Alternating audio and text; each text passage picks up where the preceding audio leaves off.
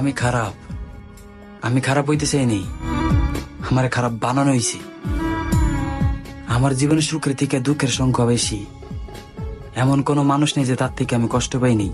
Family, ভালোবাসার মানুষ, ভাই বেড়াদার, বন্ধু বান্ধব, এভরিথিং। কষ্ট পাইতে পাইতে যখন সহ্য করতে পারিনি, এরপর নিজেরে কষ্ট দেওয়া শুরু করছি। নিজের কষ্ট দিতে দিতে কোন সময় নষ্ট হয়েছি আর নিজেও জানি না। এই নষ্ট হওয়ার পিছনে সবচেয়ে বড় অবদান কিন্তু ভালোবাসার মানুষের। এরা হাতে মারে না, ভাতে মারে ভাইয়া, কথায় মারে, পয়েন্টে পয়েন্টে। এগুলো কথা সহ্য করন যায় না, সবার কথা সহ্য করন দিল। এরা বুঝবো না, এরা বুঝবো।